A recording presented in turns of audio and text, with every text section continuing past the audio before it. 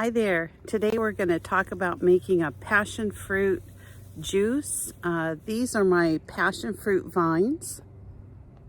As you can see, they've got just tons of fruit on them.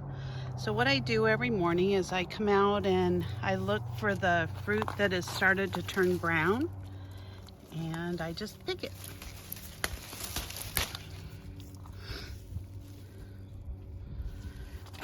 So I'm just going to pick a few for and what I found, it's kind of interesting, is once they turn ripe, they just drop to the ground. So I kind of walk along and see where they've dropped. These are some little bitty things, but they'll work. All right, we'll see you in a bit. Now these are the passion fruit that I picked today. I had a few others that I had picked yesterday and the day before, but you can see this is a lot of passion fruit, and I pick this every single day. There's just a ton of it this time of the year.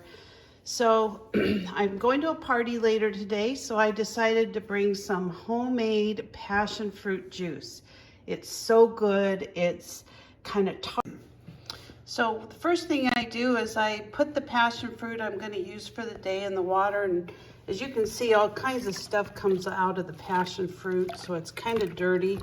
So I just wash it off, and then I'm going to cut it and start cooking it. Tart, kind of sweet. Everybody really enjoys it. So I'm going to just show you the process and see if it's something you want to make. So if you've never seen the inside of a passion fruit, I've been told that there's a green passion fruit, and mine starts as a green fruit, but then it turns into kind of a purplish outside exterior, but the inside's usually kind of a yellow. It has seeds, which you can eat them or not eat them, but you can use it in all kinds of cooking if you want to make a syrup or what have you. So what I do is I take my passion fruit and I just cut it in half, like so. And then I just take a spoon and I take all of the insides of the passion fruit out, and I just cook it to get all that flavor out. I think I'm going to move my pan over here so you could see better. So we just take our passion fruit. We're going to take all of the insides out, and I'm just going to drop them down in the water because I'm trying to make a drink, and I want to get all that pulp and everything to give me as much of the flavor as possible. So I'm going to work on these, and I'll get back to you. I'll show you what it looks like once it's on the stove.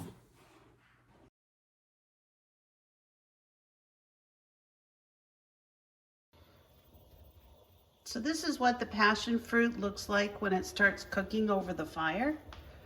And as you can see, there's a lot of fruit in here. It's already dissolving into the water.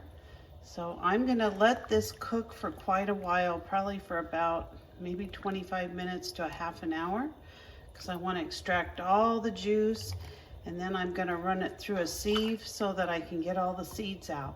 All right, I'll come back when it's done.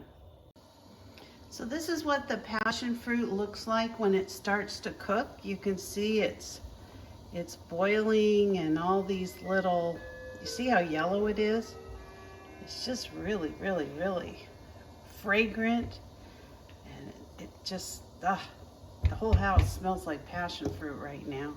You can see right here, see all the little seeds? So all of the membrane is kind of boiling off the seeds.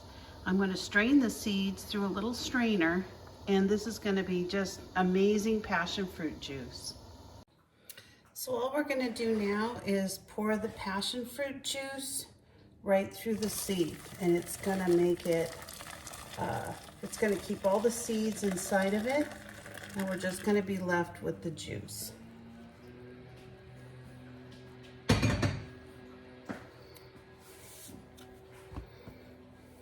Just going to take a spatula and kind of push whatever pulp and juice can fit through the strainer.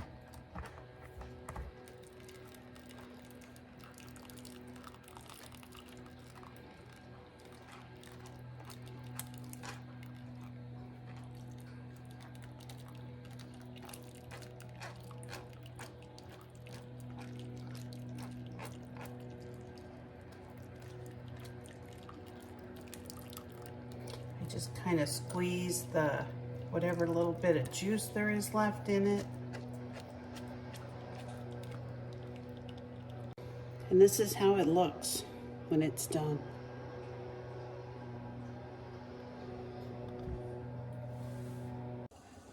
So the last thing I'm going to do is I'm just going to add some sugar. This is about a cup, and stir it in.